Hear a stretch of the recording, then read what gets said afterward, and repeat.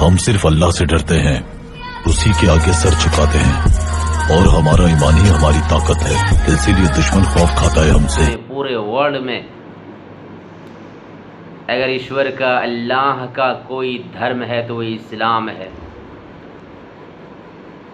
जैसा कि आप कुरान उठाइए और सूरह आल इमरान सूरह नंबर 3 की आयत नंबर 19 को देखें तो आपको मालूम होगा कि अल्लाह रब्बुल आलमीन फरमाता है इन्नद्दीन इंदल्लाहिल इस्लाम, यानी अल्लाह का दीन सिर्फ इस्लाम है।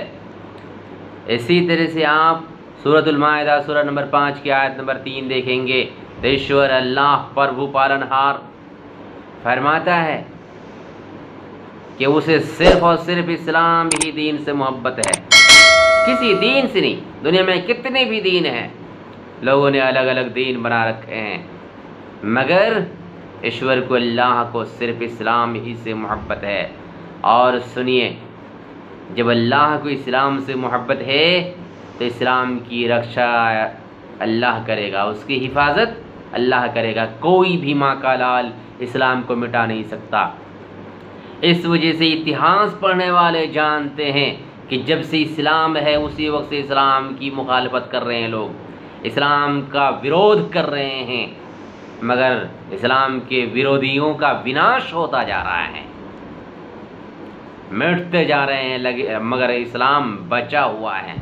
फिरौन ने कोशिश की, उनके चेले चपाटों ने कोशिश की इस्लाम को मिटाने की, मिट गए। अबू जहल ने और उनके चेलों ने, चमचों ने इस्लाम को मिटाने की कोशिश की, मगर वो मिट गए, मगर इस्लाम बचा हुआ है, जाएगा और जीत इस्लाम ही की होगी। इस्लाम से टकराने वालों की जीत नहीं होगी, इस्लाम ही की जीत होगी। ये इस आयत का मतलब है। क्यों? इस्लाम अल्लाह का दीन है, इस्लाम से टकराना अल्लाह से टकराना है, और कोई अगर अल्लाह से टकराता है तो जीत किसकी होगी? अल्लाह ही की होगी। इस्लाम को दबाने की कोशिश करेगा, इस्लाम और ऊपर, इसलिए कि ये गुण अल्लाह रब्बुल आलमीन ने रखा है कि दबाओगे तो वो और ही ऊपर उठेगा और निखर कर सामने आएगा। जैसा कि किसी शायर ने क्या है बेहतरीन बात कही है, इस्लाम की फितरत में कुदरत ने लचक दी है, इस्लाम की फितरत में कुदरत ने लचक दी है, उतना ही ये उभरेगा जितना के दबाओगे। तो इस्लाम को दबाने की कोशिश की जा रही है और ये और फैल रहा है। पूरी दुनिया में इस्लाम की मुखालिफत हो रही है, मगर दुनिया के चप्पे चप्पे में इस्लाम पहुंचा हुआ है। हमारे इंडिया में कितने लोग इस्लाम की मुखालिफत कर रहे हैं। एक साहब अभी याति नरसिंहानंद नाम का कह रहा है हम इस्लाम को मिटाने वाला अभियान चला रहे हैं, पूरी दुनिया से इस्लाम को ख़त्म करने वाला अभियान चला रहे हैं। हाँ, ये आदमी इस्लाम को मिटा सकता है? ये खुद मिट जाएगा, खुद मिटेगा। और देखिए, ये ज्ञान बांटते हैं लोगों में, ऐसा करो, फला करो, तलवार उठाओ, एक टाइम खाना कम खाओ मगर हथियार खरीदो मुसलमानों से लड़ने के लिए। कभी तो कहते हैं कि 1 करोड़ इस्लाम को मिटाने, हिंदुस्तान से इस्लाम को ख़त्म करने के लिए 1 करोड़ हिंदुओं का बलिदान चाहिए, बताइए। और फिर कहते हैं मुसलमान ज़्यादा बच्चे पैदा कर रहे हैं तो फला और वगैरह वगैरह, कुछ दिनों में इंडिया पर मुसलमानों का कब्ज़ा हो जाएगा। इस तरीके से ये ज्ञान बांटते हैं, मगर क्या करते हैं, हिंदू भाइयों को 15% मुसलमानों से डर दिखाते हैं। भाइयों के दिलों में डर पैदा हो सकता है और कोई फ़ायदा नहीं हो सकता, कोई फ़ायदा नहीं हो सकता। इसी तरह से कुछ भाई हमारे ऐसे हैं जो इन लोगों की हवा खा करके इस्लाम के खिलाफ आवाज़ उठाते हैं और हिंदू धर्म का प्रचार और प्रसार करने के लिए, हिंदू धर्म को बढ़ावा देने के लिए क्या कहते हैं, और मुसलमानों को धमकी दिखाने के लिए क्या कहते हैं, मूल्य काटे जाएंगे, राम राम चिल्लाएंगे, हिंदुस्तान में रहना होगा तो राम राम कहना होगा। ये क्या है, ये सब क्या हो रहा? ये लोग भी हिंदू धर्म को बदनाम कर रहे हैं। ऐसे हिंदू धर्म फैलेगा? इन लोगों की वजह से हिंदू धर्म फैल रहा है। कितना फैल रहा है? नेपाल और इंडिया तक ही रह गया है। और इस्लाम को जो कह रहे हो मूल्य काटे जाएंगे, कहाँ कहाँ तक मूल्य है पता है? मुल्लाओं की कितनी कंट्री है पता है? आपने मूल्य काटे जाएंगे और राम राम चिल्लाए आकर के क्या कर लिए? कितने फैले? बदनाम मत करो हिंदू धर्म को। हिंदू धर्म ऐसा नहीं है। हिंदू धर्म भी शांति का दर्श देता है, पैगाम देता है, पाठ पढ़ाता है। ज्ञानी कैसा होना चाहिए? ज्ञानी बनने का पाठ पढ़ाता है, सीख देता है। उठाओ गीता, और गीता का 16वां अध्याय निकालने के बाद मंत्र नंबर 2 को पढ़ो। क्या कहती है गीता?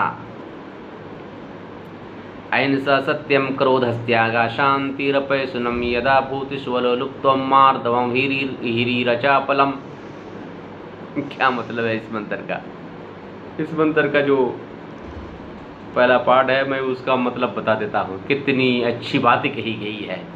श्री कृष्ण जी जो विष्णु जी के 8वें अवतार हैं, वो अर्जुन से कह रहे हैं कि अर्जुन पता है कि ज्ञानी शख्स, ज्ञानी व्यक्ति कैसा होता है? ज्ञानी शख्स, ज्ञानी व्यक्ति वो होता है जिनकी ज़बान से, जिनके हाथ से और जिसके किसी भी काम से दूसरे को तकलीफ़ नहीं होती, दूसरे को वो तकलीफ़ नहीं देता।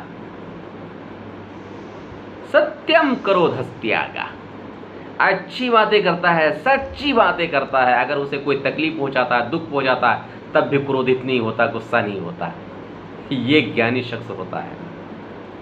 शांतिरपैशुनम, और वह अच्छा आदमी होता है, ठंडे मिजाज का होता है, तीखी बातें नहीं करता, किसी की निंदा नहीं करता, किसी की इंसल्ट नहीं करता, किसी को शर्मिंदा नहीं करता। ये ज्ञानी शख्स। सारी इस्लाम धर्म एक शांति वाला धर्म है और वो ईश्वर का, अल्लाह का धर्म है। इस धर्म में आने के लिए खुशी से आना होगा। लोग बदनाम कर रहे हैं कि इस्लाम तलवार से फैला है और ऐसे और वैसे फैलाया गया है इस्लाम को। ये झूठी बात है। इसलिए कि इस्लाम अल्लाह का धर्म है, मज़हब है, रिलीजियन है। और अल्लाह क्या कहता है? किसी को ज़बरदस्ती इस्लाम में नहीं लाया जा सकता। जब अल्लाह ही मना कर रहा है तो फिर कैसे कोई मुसलमान किसी को ज़बरदस्ती इस्लाम के अंदर लाएगा? आज तक देखा है किसी को जो किसी से कहा गया हो, किसी ने कहा हो कि बोलो इस्लाम का कलमा पढ़ो? लेकिन जो लोग इस्लाम को बदनाम करते हैं कि इस्लाम तलवार के ज़रिए से फैला है, यही लोग कितने मुसलमानों को पकड़ पकड़ कर कहते हैं कि भाई बोलो जय श्री राम, जय श्री राम बोलो। गाली दे दे करके, ऐसे मेरे मुंह से भी निकल गया कुछ, गाली दे दे करके कहते इस्लाम जय श्री राम बोलो। ऐसा नहीं है। इस्लाम मना करता है, अल्लाह का दीन है इस्लाम। और अल्लाह फरमाता है ला इक्राह फिद्दीन। आइए कुरान उठाइए और सूरतुल बकरा सूरह नंबर 2 की आयत नंबर 2 पर निकालिए। अल्लाह फरमाता है ला इक्राह फिद्दीन, दीन इस्लाम में कोई ज़बरदस्ती नहीं, यानी ज़बरदस्ती किसी को इस्लाम में नहीं ला सकते। ये अल्लाह ने मना फरमाया है। जिसका दीन इस्लाम है वो खुद मना फरमाता है, तो फिर किसी को कैसे ज़बरदस्ती इस्लाम कबूल करा जा सकता है? इसलिए आज तक कोई मिसाल आप पेश नहीं कर सकते कि किसी मुसलमान ने किसी को ज़बरदस्ती इस्लाम में लाया हो। जो कहते हैं ये झूठ है, ऐसा नहीं हो सकता। तो हमें इस्लाम की सीख लेनी चाहिए, और जब अल्लाह का दीन इस्लाम ही है तो सबको इस्लाम में आना चाहिए। अल्लाह इस्लाम से खुश है तो इस्लाम वालों से भी खुश है।